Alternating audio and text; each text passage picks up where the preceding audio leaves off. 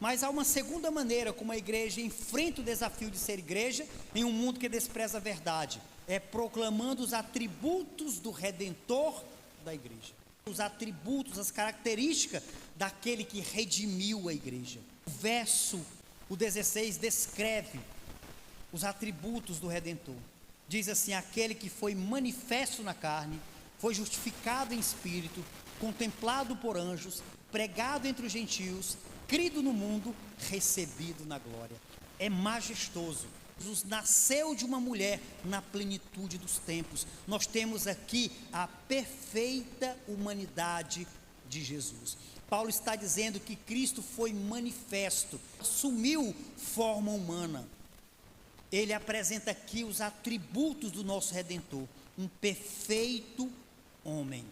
Quando Cristo se apresentou com a mensagem de amor, de compaixão, de misericórdia, não era simplesmente uma mensagem que falava de amor, uma mensagem que falava sobre compaixão. Não, ele era a própria compaixão. Quando ele falou sobre misericórdia, ele era a própria misericórdia. João, em sua primeira carta, ele vai dizer: não podemos deixar de falar e anunciar daquilo que vimos, ouvimos e tocamos. Que esplêndido! Imagina poder tocar o amor, poder tocar a compaixão, poder tocar o perdão. Não é apenas sobre o perdão, é o perdão personificado, é o perdão encarnado, é o perdão de forma física. Paulo está dizendo: ele foi manifestado em carne. Às vezes, irmãos, nós não conseguimos tocar o coração das pessoas ou impressioná-las com a nossa fé, porque nós falamos apenas a respeito do perdão. Nós não impactamos as pessoas com o perdão em nossas vidas. Então elas olham para o pastor e essas pessoas querem ver o perdão encarnado no pastor. Mas o pastor é um homem rancoroso, é um homem cheio de mágoas, um homem cheio de frustrações. O pastor é um homem ranzinza, o pastor é um homem cheio de ódio. Então elas olham para o pastor Ricardo e elas não conseguem associar o amor que o pastor prega, o perdão que ele prega, com uma vida rancorosa, com uma vida cheia de mágoas. É porque foi há 30 anos atrás, vocês não conseguem entender. Eu fui machucado, meu coração foi dilacerado. Isso aconteceu há 30 anos atrás. Quando fala, ainda as mãos tremem, a voz fica diferente. Então parece que eu estou diante do meu ofensor e eu fico indignado. Meu irmão, 30 anos atrás, parece que foi ontem. Então as pessoas olham para o pastor Ricardo e elas ficam decepcionadas, porque elas gostariam de ver de forma física, assim como foi visto em Cristo, o perdão, a compaixão, a misericórdia, o amor. Paulo diz que os atributos do Redentor foram verificados, e são características de uma verdade absoluta que deve ser proclamada. Primeiro ele diz, manifestado na carne. Segundo, justificado em espírito. Nós temos várias passagens nos evangelhos que falam que Cristo esteve neste plano terreno, realizando a sua missão na mais completa dependência do Espírito Santo. O Espírito foi o agente da sua concepção, Mateus 1:18. Jesus foi revestido com o Espírito Santo no seu batismo, Mateus 3:16. Enfrentou vitoriosamente a tentação no deserto, Mateus 4:11. Pelo poder do Espírito Santo realizou o seu ministério e ressurreição dentre os mortos, Atos 10, 38 e 40. Nós temos aqui, irmãos, Cristo numa dependência total do Espírito Santo, justificado no Espírito. Como Deus, ele não reivindicou atributos divinos, mas se submeteu à vontade do Pai, tornando-se homem e obedecendo como servo até a morte e morte de cruz, na dependência do Espírito Santo, justificado em espírito. Mas Paulo diz que também foi contemplado por anjos. Os anjos participaram ativamente do ministério de Jesus. Em seu nascimento, eles anunciaram a Maria que ela daria à luz um filho. Na tentação de Cristo, Mateus 4,11, depois de ser tentado e vencer a tentação, os anjos vieram para servi-lo. Também no Getsêmani, logo após a ceia, celebrou com os discípulos, e ali ele seria preso e conduzido a julgamento, execução ali na cruz. Diz o texto de Lucas 22 que ele estava em agonia e os anjos vieram consolá-lo. Também em sua ressurreição, Mateus 28, quando as mulheres foram lá no sepulcro, lá estava um anjo para anunciar que ele havia ressuscitado. Mas também na sua ascensão, Atos 1 e 10, quando estavam contemplando e vendo Cristo e subir assunto ao céu, apareceram anjos e dizendo: da mesma forma que contemplam ele subindo, também o verão em sua vinda. Os anjos o contemplaram. Cristo, irmãos, ele de fato é a verdade que não podemos esconder. Não podemos nos envergonhar de falar desse Jesus, o nosso Senhor, o nosso Redentor, o nosso Salvador. Paulo diz que também foi pregado entre os gentios. Nós temos Mateus 28, 19 sobre a grande comissão. Nós temos também em Mateus 28, 20 sobre a presença permanente dele durante todo o tempo em que o Evangelho será divulgado neste mundo. Nós temos também a evangelização a todas as terras habitadas, Atos 1 e 8. Pregado entre os gentios, saindo de Jerusalém, passando pela Judéia, Samaria e até os confins da terra. A mensagem não ficou restrita a um povo específico, os judeus, mas ela foi além das fronteiras do Oriente. Pregado entre os gentios, e também ele diz que foi crido no mundo. 1 Timóteo 3,16, pregado entre as nações, crido no mundo. Cristo foi anunciado no mundo inteiro. Talvez a igreja da nossa geração não tenha alcançado ainda os confins da terra, mas acredito que estamos marchando nessa direção. Paulo, ele apresenta atributos que são verdades que não podem ser negadas. Os atributos do Redentor da igreja. E precisamos proclamar esses atributos neste mundo que despreza a verdade. Por último, preciso apresentar que a igreja enfrenta o desafio de ser igreja em um mundo que despreza a verdade, combatendo os falsos mestres, os falsos profetas, o falso ensino. 1 Timóteo capítulo 1, do 3 ao 7, diz assim: quando eu estava de viagem, rumo da Macedônia, te roguei permanecesses ainda em Éfeso, para admoestares a certas pessoas, a fim de que não ensinem outra doutrina, nem se ocupem com fábulas de genealogia sem fim, que antes promovem discussões do que o serviço de Deus na fé. Ora, o intuito da presente admoestação visa ao amor que procede de coração puro e de consciência boa e difere sem hipocrisia. Desviando-se algumas pessoas destas coisas, perderam-se em loquacidade frívola, pretendendo passar por mestres da lei, não compreendendo todavia nem o que dizem, nem os assuntos sobre os quais fazem ousadas asseverações. Nós temos aqui o desafio da igreja, casa e baluarte da verdade: combater o falso ensino. Isso não é novo, irmão, isso já é desde a antiguidade. O falso ensino, ele adentrou também dentro da igreja, já ali em Éfeso. Precisamos ser corajosos para enfrentar esse tipo de ensino que deforma, devasta a igreja. E nesse ponto nós veremos como a igreja preserva a verdade, combatendo os falsos mestres. A igreja de Éfeso sofria com falsos mestres que difundiam um falso ensino no seio da igreja. E Paulo deixa Timóteo exatamente com esse intuito, para enfrentar, para combater o falso ensino que estava destruindo a igreja em Éfeso. Diante dessa ameaça, Paulo então escreve para Timóteo para que ele enfrente de forma ousada, corajosa, esses supostos mestres que estavam perturbando a sã doutrina. A missão de Timóteo, juntamente com a igreja, um grande desafio, admoestar essas pessoas que se passavam por mestres da lei e que não ensinassem outra doutrina além da que tinha sido posta ou ensinada. A sã doutrina, irmãos, nas Escrituras é inegociável. O bojo doutrinário da nossa fé é inegociável. Não podemos barganhar. A sã doutrina é absoluta e não permite que outro evangelho seja pregado. E a minha pergunta é: qual era o conteúdo desse outro evangelho, dessa falsa doutrina? Paulo nos apresenta o conteúdo. Ele diz que o conteúdo eram fábulas e genealogias sem fim. Essa expressão, fábulas e genealogias, elas devem ser entendidas como uma só, como una.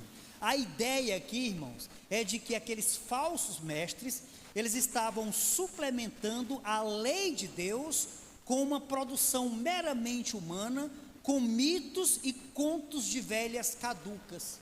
1 Timóteo capítulo 4 e 7, Paulo, ao trabalhar sobre o mesmo tema, ele vai dizer: você não deve dar atenção a histórias de velhas caducas.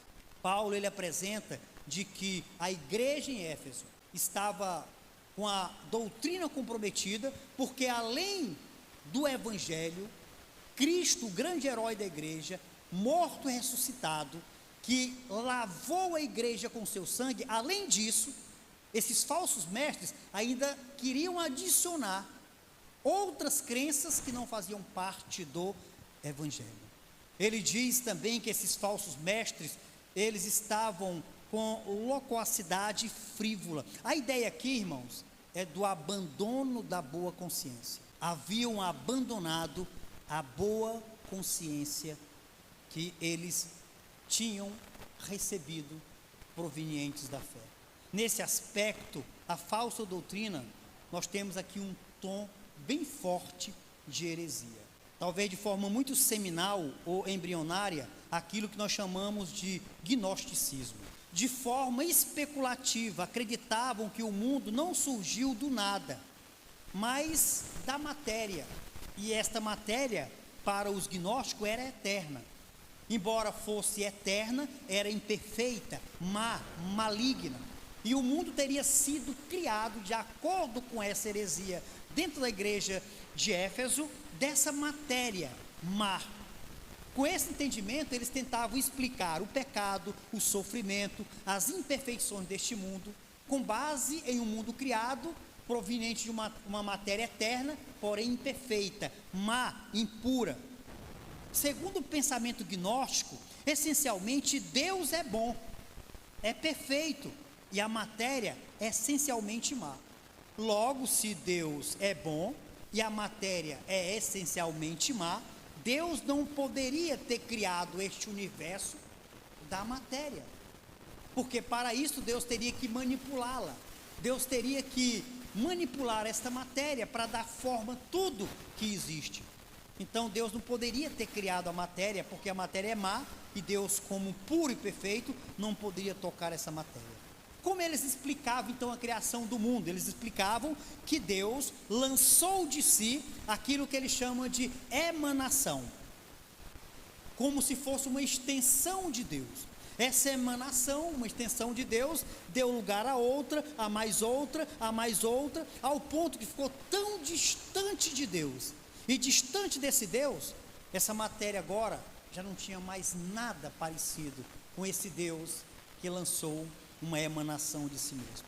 E como não tinha mais nada a ver com Deus, logo essa emanação manipulou a matéria e criou o universo que hoje nós conhecemos. De acordo com o gnosticismo, essas emanações até conheciam Deus, mas se rebelaram contra ele por não conhecê-lo mais. E esse pensamento gnóstico estava envenenando a mente da igreja, ao ponto de que alguns já tinham abandonado a fé, porque não acreditavam mais que Deus havia criado o universo, e de que tudo era má e perverso, e Deus estava tão distante, de que não fazia mais parte deste universo criado. Essa heresia gnóstica gerou duas posturas perigosas dentro da igreja: o ascetismo, que diz que se a matéria é má, o corpo também é, logo o corpo precisa ser subjugado, o corpo precisa ser punido. Por isso que eles proibiam o casamento e alimentos, 1 Timóteo 4 e 3. Esses falsos mestres estavam proibindo alimentos, isso pode, isso não pode, isso é permitido, isso não é permitido, estavam proibindo também o casamento, porque eles entendiam que o corpo era má, ele precisava ser punido, e estavam punindo esse corpo com abstinências de alimentos e também do casamento. Mas uma outra postura perigosa dessa falsa doutrina dentro da igreja gerou uma postura de licenciosidade. Ou seja, tinha um grupo que dizia o seguinte: o corpo é mau e perverso, então deve ser punido. Criaram leis, adicionaram à lei de Deus elementos de punição. E dentro da igreja, um outro grupo dizia assim: bom, se o corpo é mau e o espírito é bom, então logo tudo é permitido. Aí, de acordo com Paulo, estava acontecendo dentro daquela igreja todo tipo de imoralidade. Porque se o corpo é mau, pode fazer tudo, porque o que importa é o espírito. E se o espírito é puro e é bom, então vamos aqui fazer o que a gente desejar fazer com o nosso corpo. Paulo está combatendo, ou escrevendo para Timóteo, para combater esse falso ensino dentro da igreja. As características da falsa doutrina, fábulas e genealogia, que era oposta ao evangelho. Isso estava promovendo discussões dentro da igreja, discussões sem qualquer fundamento, e separando, dividindo a igreja. Alguns até já haviam abandonado a fé. Como podemos combater a falsa doutrina? Qual a maneira que Paulo apresenta para Timóteo combater a falsa doutrina, o falso ensino que deforma as escrituras, que deforma a fé? Aí Paulo apresenta. Ele diz que deve ser combatida com amor. Ele diz que o amor procede de um coração puro, de uma boa consciência e uma fé sincera. Vamos entender o que Paulo está dizendo sobre o combate ao falso ensino a partir de um coração puro. Coração puro, irmãos, é o primeiro a ser regenerado. Ele diz: o amor que procede de um coração puro, de uma boa consciência e fé sincera. Quando nós cremos em Cristo, quando nós o recebemos como Senhor e Salvador de nossas vidas, quando reconhecemos que somos pecadores perdidos, abandonados por eles, miseráveis, sem Cristo, sem Deus, quando nós entendemos isso e nós cremos nele como nosso Redentor e Salvador, nosso coração é transformado, nosso coração é regenerado, nosso coração é lavado com a palavra. Somos mergulhados no Espírito, e agora o Espírito passa a morar em nosso coração. Esse coração transformado, esse coração regenerado, nasce nesse coração o amor. O amor procede desse coração regenerado. Um coração regenerado, ele vai também produzir uma boa consciência. A consciência é o discernimento moral que o crente precisa ter do certo e do errado. Com o coração regenerado, a consciência está apta para julgar corretamente, com justiça, não de acordo com emoções pessoais, com pensamentos pessoais, mas de acordo com a justiça de Deus. E essa justiça vai nos guiar a corrigir aquilo que precisa ser corrigido, que está errado dentro da igreja. Um coração puro, uma boa consciência e uma fé sincera. A fé é o aspecto positivo, irmão, dessa boa consciência. A boa consciência aborrece o mal e adota o que é certo. O coração regenerado produz uma consciência justa e uma fé verdadeira. Paulo diz uma fé sincera. Só é possível por causa da regeneração. Sem isso, seria impossível. O que me chama a atenção aqui sobre a fé sincera é exatamente esse qualificativo que ele apresenta. A fé, ela é modificada. Que tipo de fé é essa? Sincera. Paulo está dizendo que a nossa fé, ela precisa ser uma fé legítima, verdadeira, sem maquiagem, sem nada que possa deformá-la. Paulo, ele diz que é assim que nós combatemos a falsa doutrina. com um coração puro, uma boa consciência e uma fé sincera. O coração regenerado produz uma boa consciência. Um coração regenerado, ele exerce uma fé verdadeira. Irmãos, quando corrigimos, precisamos ter cuidado, porque a correção, ela visa ganhar, a correção não visa perder.